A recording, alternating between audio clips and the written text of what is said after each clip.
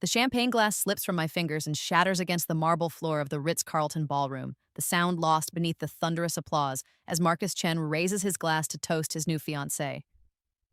To Sophia, he declares, his voice carrying across the opulent space filled with Singapore's elite.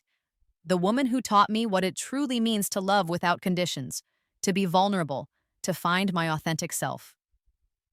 I watch from the shadows near the service entrance, uninvited but unable to stay away, as the woman I thought was just a tutoring assignment accepts his grandmother's jade engagement ring, the same ring he once promised would be mine when the time was right. 3 years. 3 years I waited while he claimed he needed space to grow, to discover who he was outside of our family's expectations, to become the man worthy of our future together. 3 years of sending money when his startup struggled, of defending his absence at family gatherings, of sleeping alone in the bed we once shared while he found himself in her arms. The timeline crystallizes with brutal clarity as Sophia's hand rests protectively over her barely visible bump. She's been pregnant for at least 3 months, which means Marcus was building this life with her while still accepting my family's investment in his company, while still calling me late at night claiming he missed me, while still promising that our break was temporary. Elena was wonderful, I hear him continue, and my blood turns to ice as he mentions my name to this room full of people who knew us as the golden couple destined for marriage. But sometimes you have to follow your heart, even when it leads you away from what everyone expects. Sophia understands my dreams in a way that... He trails off, but the implication hangs in the air like poison.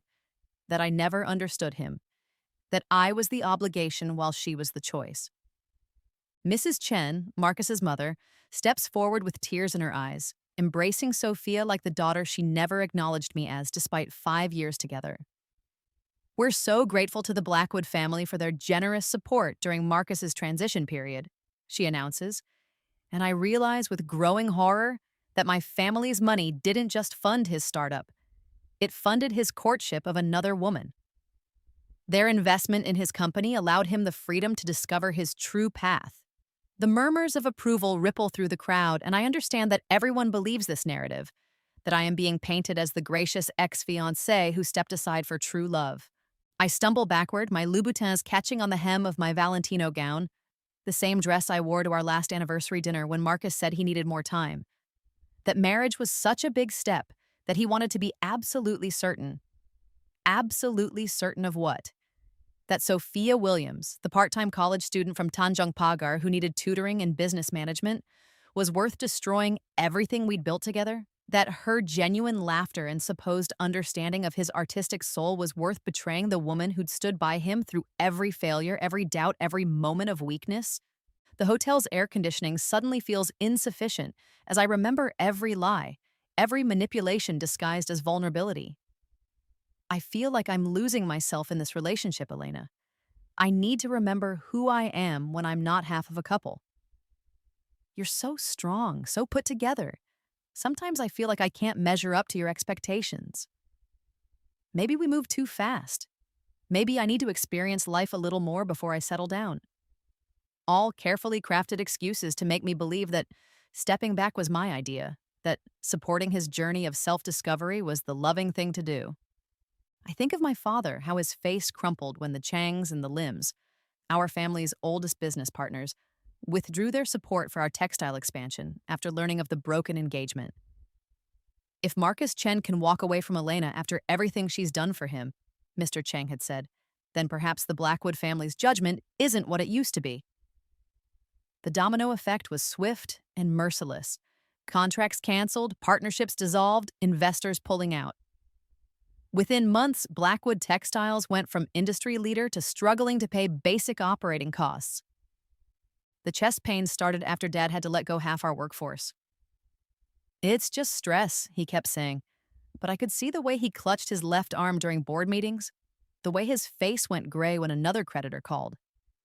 The night he collapsed in his study, I found him surrounded by photos of our family's textile mills, dating back 5 generations, tears streaming down his face as he whispered, "I failed them all. I failed our legacy." The doctor said it was a massive heart attack, that the stress and heartbreak had literally broken his heart. He never woke up. Mom retreated into herself after the funeral, spending days in her garden without speaking, as if she could disappear entirely into the roses Dad had planted for their anniversary each year. The house that had once buzzed with dinner parties and business meetings became a mausoleum of memories, each room echoing with the ghosts of better times. I tried to hold everything together, to salvage what remained of our company, to care for Mom, to pretend that losing Marcus hadn't torn a hole through the center of my world that seemed to grow larger every day. But the final knife twist came 6 months later when Sophia visited me at the hospital, where I was recovering from my third breakdown this year. She was visibly pregnant then, glowing with the happiness that should have been mine, wearing a Hermes bag that I recognized from Marcus's Instagram stories. The same bag he'd claimed he couldn't afford when I'd admired it last Christmas. "I wanted you to know," she said with false sweetness, settling into the visitor's chair like she belonged there. "Marcus told me he never really loved you. You were just safe, convenient, a placeholder until he figured out what he actually wanted in life." The words hit me like physical blows, each one carefully chosen to devastate. "He said you were like a really nice piece of furniture, beautiful, expensive, something to be grateful for, but not something that makes your heart race, not something that inspires passion." She leaned forward, her voice dropping to a whisper meant to sound confidential but designed to destroy. "He told me about all the times he fantasized about other women when he was with you, about how he had to close his eyes and think of me just to—" She didn't finish the sentence, but the implication was clear, devastating, final. That night, standing on the balcony of our family's empty mansion, sold to pay debts with one final night granted for me to say goodbye, I understood that Marcus hadn't just left me. He had systematically destroyed my family, my reputation, my sense of self-worth, my belief in love itself. The sleeping pills I'd been prescribed for anxiety sat on the bathroom counter like a solution, like a way to finally stop the constant ache in my chest that had replaced my heart. 27 years old, and I had nothing left. No family business, no father, a mother who barely acknowledged my existence, no friends who hadn't chosen sides in the breakup, no future that didn't involve rebuilding from ashes. I remember the sensation of falling, the way the Singapore skyline blurred past me, the strange peace that came with knowing the pain would finally end. I remember thinking about Marcus and Sophia at their wedding reception, probably not even remembering my name by then, certainly not caring that their happiness had cost 3 generations of the Blackwood legacy. Then I opened my eyes and realized I was 24 again, standing in Marcus's minimalist Orchard Road apartment on the day that would change everything, watching him pace nervously in front of his floor-to-ceiling windows as he prepared to deliver the speech that would destroy my life.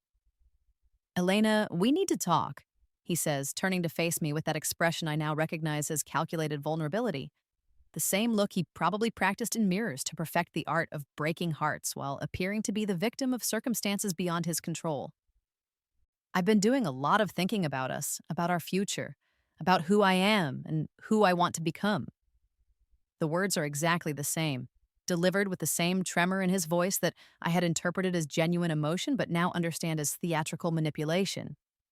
I feel like I'm losing myself in this relationship.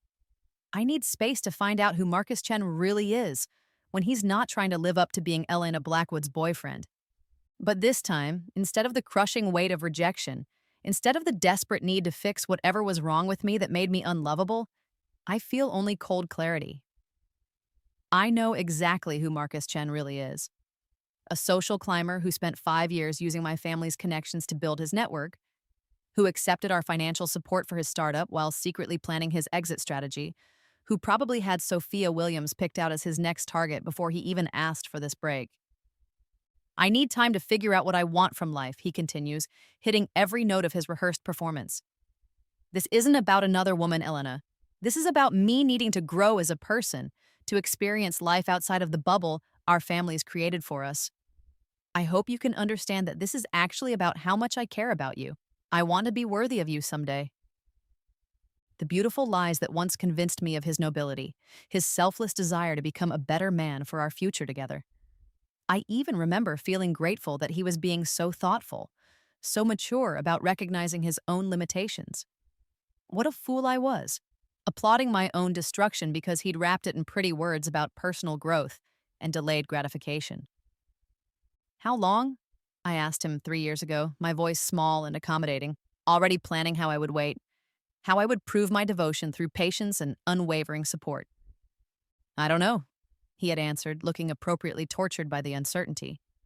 6 months, a year. However long it takes for me to become the man you deserve.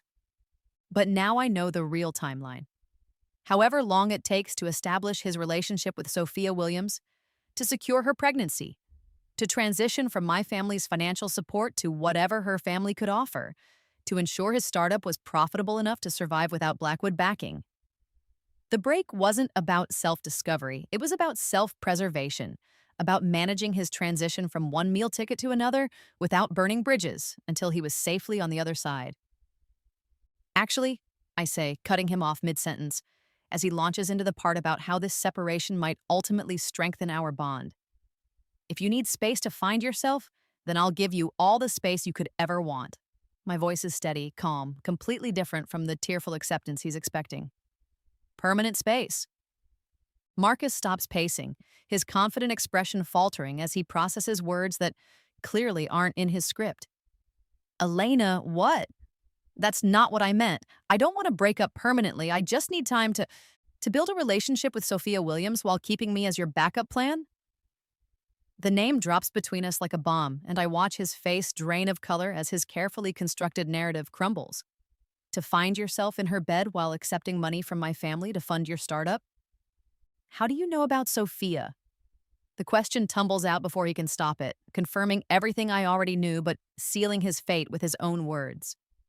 It's not what you think. She's just pregnant with your child?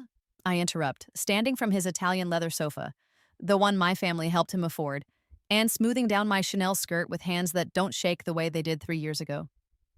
Funny how you forgot to mention that detail in your speech about needing space for personal growth. The silence stretches between us as Marcus realizes his entire manipulation has been exposed.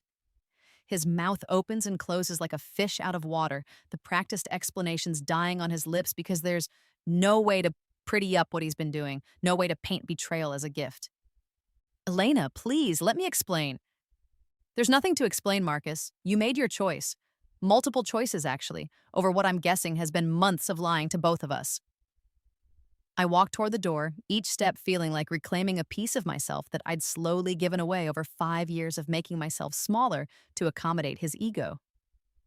I hope you and Sophia are very happy together. Wait! He follows me to the door, grabbing my arm with a desperation that feels both familiar and foreign. You're angry right now, but when you calm down, you'll realize this doesn't have to end everything between us. Sophia doesn't mean anything. I turn to face him one last time, seeing clearly, for perhaps the first time in our entire relationship, the weak, grasping man behind the charming facade. If she doesn't mean anything, then why did you ask me for a break to be with her? If I mean everything, why did you need to explore other options? The questions hang in the air between us, unanswerable because any honest response would require him to admit the truth, that he's been shopping for a better deal since the moment he met her. Goodbye, Marcus. Don't contact me again. I leave him standing in his doorway, probably already calculating how quickly he can spin this to Sophia, how he can present my departure as evidence of my selfishness, my inability to support his growth as a person. But I don't care anymore what story he tells or who believes it. I have 3 years of knowledge about what comes next, and this time, I'm not going to be anyone's victim. The elevator ride down to the lobby feels like shedding a skin I've outgrown, like emerging from underwater after holding my breath for 5 years. My phone buzzes with a text from Adrian Montgomery. Hope your talk with Marcus goes well. Remember, you deserve someone who chooses you every day, not someone who needs space to figure out if you're worth choosing. Adrian, my neighbor since childhood. The boy who taught me to ride bikes and flew kites with me in the park behind our houses. The man who became my father's trusted business partner and my mother's surrogate son, who never left Singapore despite job offers from London and New York because he said home was where his heart was. I'd been so focused on chasing Marcus's conditional love that I'd completely overlooked the man who'd been loving me unconditionally for 20 years. I dial my father's number as I walk through the Orchard Road crowds, each step taking me further from the biggest mistake of my life and closer to the future I should have been building all along. Dad, it's me. I need you to withdraw all Blackwood support from Marcus's ventures immediately.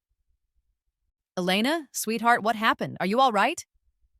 I'm better than all right, Dad. I'm finally awake. I flagged down a taxi, giving the driver our family's office address. Marcus has been using our investment to fund his relationship with another woman. She's pregnant, Dad. He asked for a break so he could be with her without technically cheating on me. The silence on the other end of the line stretches long enough that I wonder if the call dropped. But then I hear my father's sharp intake of breath, followed by a string of Hockeyan curses that would have scandalized my grandmother. That son of a... Elena, I'm so sorry. I trusted him because you loved him, but I should have seen... His voice trails off, and I can hear him typing furiously on his computer. Consider it done. By tomorrow morning, Marcus Chen will understand exactly what it costs to betray a Blackwood. Thank you, Dad. And there's something else. I want to fast-track the international expansion. The one we talked about before Marcus convinced me to wait. The Asian Textile Consortium. Elena, that's a massive undertaking. Are you certain you're ready for... I've never been more ready for anything in my life. The taxi turns onto Robinson Road, and I can see our building in the distance, the Blackwood Industries sign gleaming in the afternoon sun. In fact, I think I know exactly who should partner with us on this venture. 3 hours later, I'm sitting in my father's office watching Marcus's carefully constructed world begin to collapse. His business partner James calls first, panicked about the sudden withdrawal of Blackwood backing. Elena, I don't know what happened between you and Marcus, but surely this is something that can be worked out. The company needs this investment to meet our obligations to investors. Take it up with Marcus, I tell him calmly. He's the one who decided our personal relationship was more important than professional ethics. By evening, Marcus has called 17 times and sent 43 text messages, each one more desperate than the last. The progression is almost amusing in its predictability. Confusion. Elena, there's been some misunderstanding about the investment. Anger. You can't punish my business because you're upset about our relationship. Bargaining.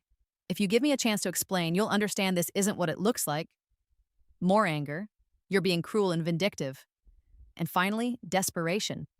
Please, Elena, I'm begging you. I'll lose everything. I don't respond to any of them. Instead, I spend the evening on a video call with Adrian, who's currently in his London office, but flying back to Singapore tomorrow for what he doesn't yet know will be the most important business meeting of both our careers. You seem different, he says, studying my face through the laptop screen with those warm brown eyes that have always seen more than I was comfortable revealing. There's something in your expression I've never seen before. Clarity, I tell him honestly. For the first time in years, I can see exactly where I'm supposed to be going. And where is that? Forward. With people who value me for who I am, not what I can provide them. I lean back in my chair, feeling lighter than I have since I was 22 and believed in forever. Adrian, how would you feel about partnering with Blackwood Industries on something bigger than we've ever attempted? His smile is immediate and genuine, the same smile that comforted me through skinned knees and high school heartbreaks and my grandmother's funeral. Elena Blackwood, I have been waiting my entire life for you to ask me that question. The next morning brings a steady stream of consequences for Marcus's choices. His startup's other investors are spooked by the sudden withdrawal of Blackwood support, leading to an emergency board meeting where Marcus has to explain why his primary backer abandoned him overnight. Without our funding, he can't make payroll next month, can't afford the marketing campaign they've planned, can't meet the production targets that would secure their next round of investment. I know all this because James calls me again, this time offering to buy out Marcus's share of the company if I'll reconsider the partnership. He's become a liability, James admits. Whatever he did to destroy your relationship, it's poisoning every aspect of the business. Investors don't trust his judgment anymore. I'm sorry, James, but Blackwood Industries doesn't do business with companies that employ people who lack basic integrity, I tell him. Marcus made his choice. Now he gets to live with the consequences. Meanwhile, Adrian and I spend the day in my father's conference room, mapping out an expansion strategy that will establish Blackwood Industries as the premier luxury textile supplier across Southeast Asia. Adrian's technology background provides the digital infrastructure expertise we need to coordinate international operations, while our family's century of industry knowledge gives us the foundation to scale rapidly. This could work, my father says, reviewing our preliminary projections. More than work, this could revolutionize how we operate. Elena, why didn't we think of this approach years ago? Because I was distracted, I admit, glancing at Adrian. I was so focused on supporting someone else's dreams that I never gave my own dreams room to grow. Adrian's hand finds mine across the table, his fingers interlacing with mine in a gesture that feels both new and inevitable. Well, you have all the room in the world now?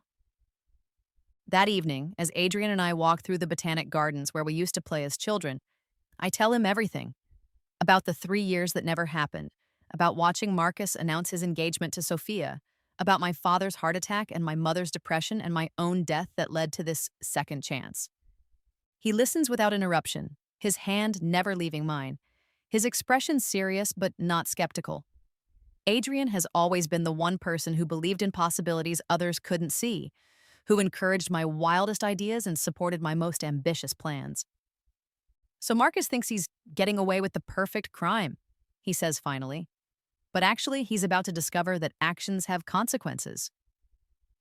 The beautiful part is that I don't have to destroy him, I explain as we sit on the bench where he taught me to read when we were 7 years old. I just have to stop enabling him. He'll destroy himself. And what about us? Adrian asks, turning to face me fully. Because Elena, I have to tell you, I've been in love with you since we were teenagers. I never said anything because you seemed happy with Marcus, but now I can see what was right in front of me the whole time. I lean into his warmth, feeling safe and cherished in a way that Marcus's dramatic declarations of love never provided. I was so busy chasing someone who might choose me someday that I ignored the person who chose me every day. Our first kiss happens under the same jacaranda tree where we carved our initials when we were 12. Not as best friends, but as business partners who secretly hoped they might become something more someday. It tastes like coming home after a very long journey to a place that was never really home at all. 6 weeks later, Marcus's startup files for bankruptcy. The news breaks on the same day that Blackwood Industries announces our partnership with Montgomery Tech and our expansion into 5 new markets across Asia.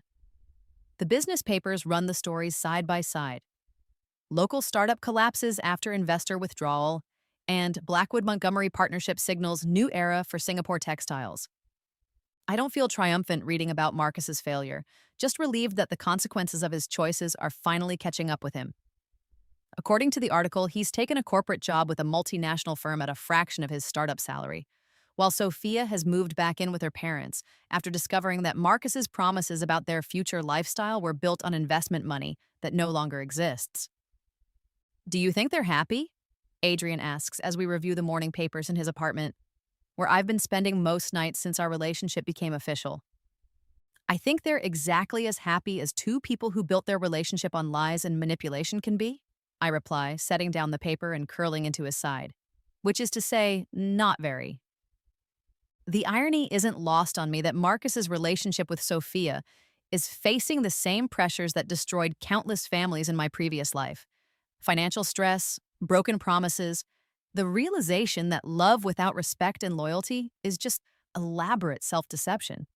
Sophia probably believes, just as I once did, that their problems are temporary, that Marcus will somehow find a way to provide the life he promised her. But I know Marcus better than anyone, and I know that when faced with real adversity, he doesn't fight harder. He looks for someone else to blame, someone else to save him, someone else to carry the weight he's unwilling to bear himself. 3 months after our expansion launch, Blackwood Montgomery International has exceeded every projection we made. We've secured contracts with luxury fashion houses in Paris, boutique hotels in Bali, and interior designers across Southeast Asia who are eager to work with sustainably sourced, ethically produced textiles that meet the highest quality standards. Adrian and I make a formidable team in business and in life. Where I have the industry knowledge and family connections, he provides technological innovation and strategic thinking. Where I tend toward caution, he encourages calculated risks. Where he sometimes gets lost in technical details, I keep us focused on the bigger picture. We complement each other in ways that make us both stronger, rather than one person constantly supporting the other's weight. I have something to ask you, Adrian says one evening as we're reviewing quarterly reports in his home office. And something in his tone makes me look up from the spreadsheets I've been analyzing.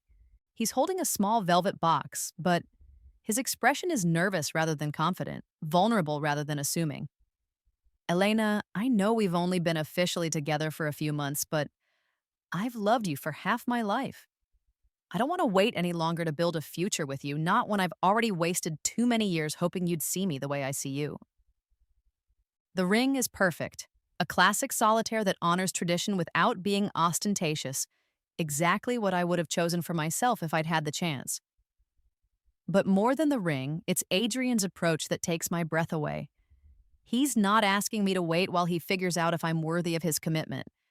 He's not presenting marriage as a reward I need to earn through patience and self-sacrifice. He's simply saying that he knows who he wants to spend his life with and he's ready to make that commitment now. Yes, I tell him, laughing as tears stream down my face. Yes, yes, absolutely yes. Our engagement party 3 weeks later is everything my previous life's celebrations should have been but never were. Intimate rather than performative, focused on our families and closest friends rather than impressing business connections, filled with genuine joy rather than social obligation. My father gives a toast about watching us grow up together and knowing that some people are simply meant to find their way to each other, no matter how many detours they take along the way. Marcus sends a congratulations card, and I throw it away without opening it. No curiosity at all, Adrian asks, watching me toss the envelope in the trash. None whatsoever, I tell him honestly. Whatever he has to say, it's not going to change anything about our life together. And frankly, I've spent enough years caring about Marcus Chen's opinions. 6 months later, we're married in the gardens of my family home, surrounded by white roses and the scent of jasmine, with my father walking me down an aisle lined with friends who've watched our love story unfold since childhood. Adrian cries when he sees me in my grandmother's wedding dress, altered to fit but carrying the same elegance that's graced 3 generations of Blackwood brides. During our first dance, he whispers in my ear, "Thank you for finding your way back to me." "Thank you for waiting," I whisper back, though we both know he would have waited forever if that's what it took. Our honeymoon in Tuscany is interrupted by news that Sophia Williams, now Sophia Chen, has left Marcus for the son of a property developer she met through her new job at a real estate firm. According to my mother, who heard it from Mrs. Lim, who heard it from her housekeeper, who heard it from Sophia's former neighbor, the marriage lasted exactly 18 months before Sophia decided that love wasn't enough to compensate for Marcus's inability to provide the lifestyle she'd been promised. She took the baby and moved to Kuala Lumpur with the new boyfriend, Mom reports during our weekly family dinner. Left Marcus with nothing but debt and a lease on an apartment he can't afford. I feel a brief pang of something that might be sympathy, remembering the devastation of being abandoned by someone you trusted with your whole heart. But then I remember that Marcus made his choices with full knowledge of their consequences, that he calculated the costs and decided my family's destruction was an acceptable price for his temporary happiness. I hope he finds peace eventually, I tell my mother, and I mean it.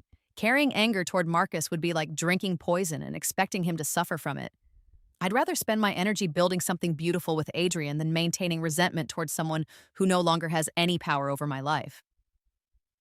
A year into our marriage, Adrian and I announce we're expecting twins. The ultrasound photos sit on my father's desk next to the business awards our company has won since the expansion. Tangible proof that sometimes the best revenge is simply living well, building something meaningful, creating joy instead of nursing wounds. 2 babies, Adrian marvels, staring at the grainy images that show 2 tiny hearts beating in perfect rhythm. Elena, we're going to have 2 babies. Our children will grow up knowing they're wanted, I tell him, my hand resting on the bump that's just beginning to show. They'll never doubt their worth or spend years trying to earn love that should be freely given.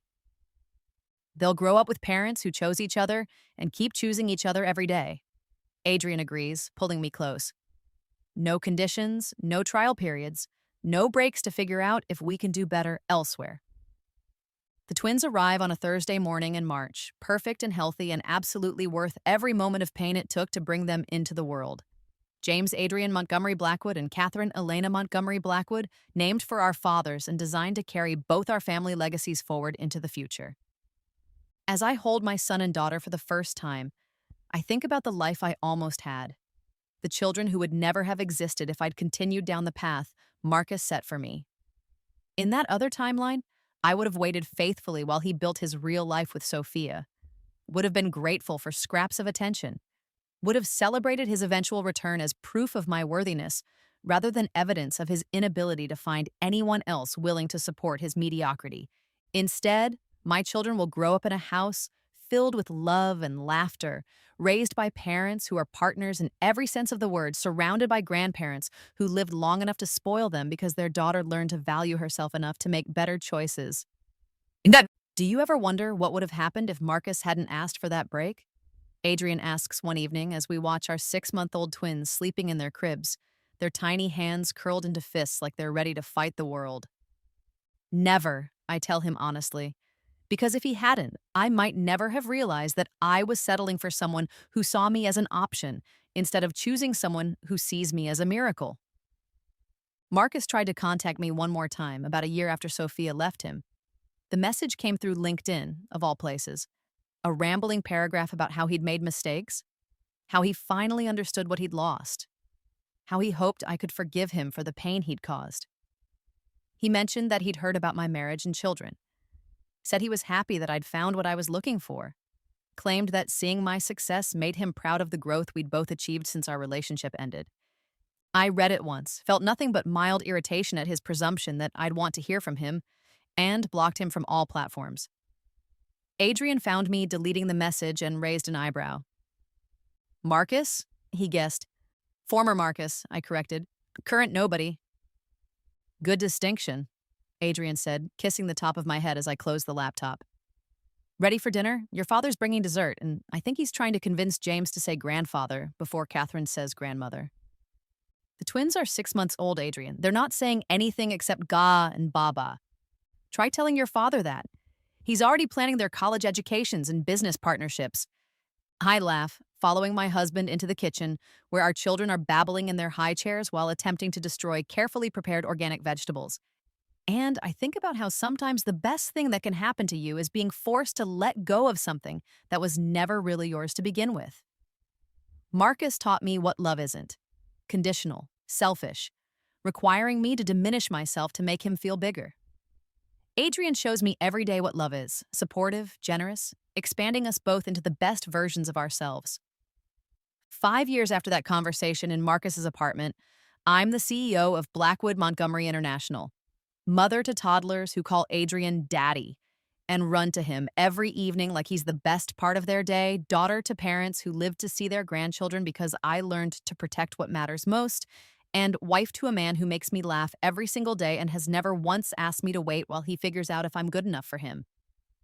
Marcus, according to occasional reports from Singapore's tight-knit business community, eventually found work at a mid-level consulting firm, remarried a colleague who appreciated his stability if not his passion, and settled into the kind of quietly comfortable life that probably suits him much better than the dramatic romance he thought he wanted with Sophia. I hope he's content. I hope he learned something from the wreckage of his choices. I hope he never contacts me again. But mostly, I don't think about Marcus at all anymore. He was a chapter in my story, not the whole book, and the chapters that followed have been so much richer, so much more beautiful, that dwelling on earlier pages seems like a waste of precious time. Tonight, as Adrian reads bedtime stories to James and Catherine, while I clean up the remains of their dinner attempts, I catch my reflection in the kitchen window and see a woman I barely recognize from that desperate girl who once begged the universe to make Marcus love her the way she loved him. This woman is confident without being arrogant, successful without being ruthless, loved without having to earn it through endless sacrifice. This woman chose wisely the second time around. And if Marcus thought I'd wait forever while he figured out who he was, well, he was wrong about that too. I didn't wait. I grew. I built. I became everything I was meant to be with someone who never doubted my worth for a single moment. Sometimes the best revenge really is living well. Sometimes the greatest victory is realizing you were playing the wrong game all along. Sometimes the love of your life is the person who's been right there waiting for you to come home to yourself. Sometimes you get a second chance to choose better. I chose Adrian. I chose myself. I chose happiness over drama, partnership over passion, building something lasting over chasing something that was never really there. And every single day since then has been proof that I chose correctly.